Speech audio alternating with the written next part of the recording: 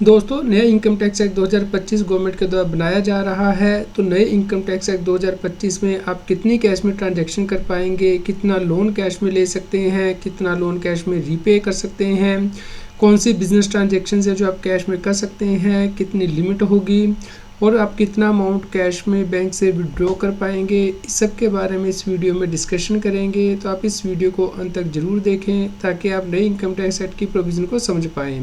और आप हमें व्हाट्सएप चैनल पे भी ज्वाइन कर लें, लिंक वीडियो के डिस्क्रिप्शन में दिया गया है, कमेंट में पिन किया गया है और QR कोड आपकी स्क्रीन पे दिया गया है ताकि आपको इनकम टैक्स के रेगुलर अपडेट आपके मोबाइल पे ही मिलते रहें। रेगुलर अपडेट के लिए CS Satbir Singh YouTube channel subscribe कर लें और नोटिफिकेशन बेल भी प्रेस कर दें। दोस्तों, आज के टाइम में गवर्नमेंट के द्वारा इनकम टैक्स में कैश के ऊपर बहुत सी रिस्ट्रिक्शन लगाई गई हैं, जैसे कि आप कैश में कितना लेन देन कर सकते हैं, कितने अमाउंट का लोन ले सकते हैं, कितने का रीपे कर सकते हैं, कौन सी बिजनेस ट्रांजैक्शन है जो आप कैश में कर सकते हैं और कितना अमाउंट बैंक से कैश में विड्रॉ कर सकते हैं। क्योंकि यदि उससे ज़्यादा अमाउंट आप बैंक से में कैश से विड्रॉ करेंगे तो उस केस में TDS काटा जाता है। तो नए इनकम टैक्स एक्ट में क्या प्रोविज़न है, चलिए इसके बारे में समझते हैं। हम आपको आर्टिकल की तरफ लेके जा रहे हैं हमारी वेबसाइट taxil.com पे, ताकि आपको नोट ना बनाने पड़े और आप इसे फ्यूचर में भी रेफर कर पाएँ। जैसा कि आप सभी लोग जानते हैं कि इंडिया में नया इनकम टैक्स एक्ट 2025 लागू किया जाएगा 1 अप्रैल 2026 से। तो इसके ऊपर जो कंप्लीट अभी तक के अपडेट है वो आप इस पेज पे देख सकते हैं। इसका लिंक मैंने वीडियो के डिस्क्रिप्शन में दे दिया है, कमेंट में पिन कर दिया है। तो दोस्तों, जो नया अपडेट है वो है कैश ट्रांजैक्शन से रिलेटेड, यानी कि नए इनकम टैक्स एक्ट में कौन सी कैश ट्रांजैक्शंस अलाउड हैं और उनकी लिमिट क्या है। दोस्तों, आप इसके ऊपर क्लिक करेंगे तो ये कंप्लीट आर्टिकल आप देख सकते हैं। दोस्तों, जैसे कि आप यहाँ पे देख सकते हैं कि नए इनकम टैक्स बिल में बहुत से क्लोजेज दिए गए हैं ताकि कैश ट्रांजैक्शंस को डिस्करेज किया जा सके, क्योंकि गवर्नमेंट डिजिटल इकोनॉमी को प्रमोट करना चाहती है। तो इसी के लिए नए इनकम टैक्स एक्ट में भी कैश के ऊपर रिस्ट्रिक्शंस रहेंगी। तो सबसे पहली जो है रिस्ट्रिक्शन वो है कैश को लेने से। दोस्तों, नए इनकम टैक्स एक्ट में प्रोविज़न दी गई है कि आप 2 लाख रुपए या फिर उससे ज़्यादा का अमाउंट कैश में नहीं ले सकते हैं। ना ही किसी व्यक्ति से ले सकते हैं एक दिन में, ना ही किसी सिंगल ट्रांजैक्शन के लिए ले सकते हैं और ना ही किसी इवेंट या फिर ओकेजन के लिए ले सकते हैं। मान लीजिए किसी व्यक्ति की मैरिज है और वो अपनी मैरिज पे किसी व्यक्ति से 2 लाख रुपए से ज़्यादा जो है कैश लेना चाहता है तो ऐसा नहीं कर पाएगा, क्योंकि इसके लिए इनकम टैक्स एक्ट में बंदिश लगाई गई है। तो यदि आपको कोई अमाउंट लेना है किसी व्यक्ति से 2 लाख रुपये उससे ज़्यादा का, तो आपको अकाउंट पे ही चेक, अकाउंट पे ही bank draft, electronic clearing system या फिर अदर जो मोड प्रिस्क्राइब किए जाएंगे उनके द्वारा ही लेना होगा। लेकिन यहाँ पे कुछ एक्सेप्शन भी दी गई हैं, जैसे कि यदि आप बैंक से कैश निकालते हैं तो अलाउड है। तो यदि कोई व्यक्ति 2 लाख रुपये से ज़्यादा का अमाउंट किसी व्यक्ति से कैश में लेता है और प्रूव हो जाता है तो इनकम टैक्स डिपार्टमेंट इस केस में पेनल्टी लगा सकता है और ये penalty equal to the amount होगी जो कैश में लिया गया है। मान लीजिए आप 3 लाख रुपये किसी व्यक्ति से कैश में लेते हैं तो 3 लाख रुपये तक की पेनल्टी लगाई जा सकती है। ये पेनल्टी सेसिंग ऑफिसर के द्वारा इम्पोज की जा सकती है। लेकिन यदि आप कोई रीजनेबल ग्राउंड प्रूव कर देते हैं कि जिसकी वजह से कि आपको कैश में अमाउंट लेना पड़ा है, तो उस केस में पेनल्टी नहीं लगाई जाएगी। तो इसके लिए भी नई इनकम टैक्स एक्ट में प्रोविज़न दी गई है। दोस्तों, नई इनकम टैक्स एक्ट के अकॉर्डिंग आप कितना लोन जो है वो कैश में ले सकते हैं या फिर डिपॉजिट या स्पेसिफाइड सम, जैसे कि आप कोई प्रॉपर्टी सेल करते हैं या फिर कोई प्लॉट सेल करते हैं तो आप कितना अमाउंट कैश में ले सकते हैं, इसके लिए भी शिक्षा लगाई गई है। दोस्तों, आप 20,000 रुपये से ज़्यादा का अमाउंट जो है कैश में नहीं ले सकते हैं। यदि आप कोई प्रॉपर्टी बेच रहे हैं तो उसका आपको ध्यान रखना है, क्योंकि यहाँ पे बताया गया है कि यदि आपका कोई लोन है या फिर डिपॉजिट है स्पेसिफाइड सम, यानी कि कोई प्रॉपर्टी बेचते हैं उसके बाद आप कोई पैसा लेते हैं तो 20,000 से ज़्यादा का अमाउंट आपको अकाउंट पे ही चेक, अकाउंट पे ही बैंक ड्राफ्ट या इलेक्ट्रॉनिक क्लियरिंग सिस्टम से ही लेना होगा। आप कैश में नहीं ले सकते हैं। यदि आप ये कैश में लेंगे तो उस केस में इनकम टैक्स डिपार्टमेंट पेनल्टी लगा सकता है और equal to the amount of loan deposit या स्पेसिफाइड सम के अकॉर्डिंग पेनल्टी लगाई जा सकती है। नई इनकम टैक्स एक्ट के अकॉर्डिंग भी मान लीजिए आपने 4 लाख रुपए का लोन लिया है तो 4 लाख रुपए तक की पेनल्टी लगाई जा सकती है। इसलिए आपको ध्यान रखना है कि नई इनकम टैक्स एक्ट की कंप्लायंस आपको करनी है। दोस्तों, एक और क्वेश्चन से पूछा जाता है कि बिजनेस एक्सपेंस क्या कैश में किए जा सकते हैं।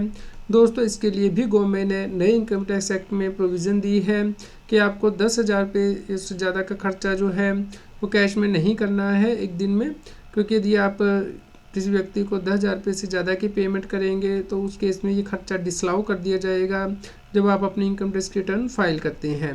तो ट्रांसपोर्टर को कोई खर्चा पे करते हैं यानी कि प्लेइंग हायरिंग लीजिंग और गुड्स कैश के केस में तो 35,000 रुपये तक आप जो कैश में पेमेंट कर सकते हैं।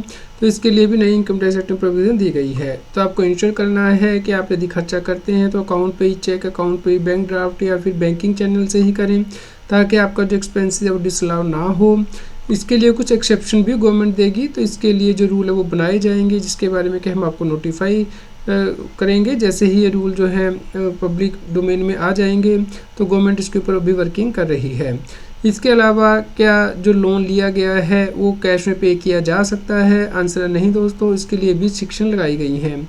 तो भले ही आपने लोन लिया है लेकिन आप उसे कैश में नहीं पे कर सकते हैं, क्योंकि इसके लिए भी यहाँ पे शिक्षण दी गई है कि 20,000 या उससे ज़्यादा का जो अमाउंट है लोन का वो आप कैश में नहीं पे कर सकते हैं। तो ये जो अमाउंट है वो इंक्लूडिंग इंटरेस्ट जो है वो चेक किया जाएगा कि कितना है।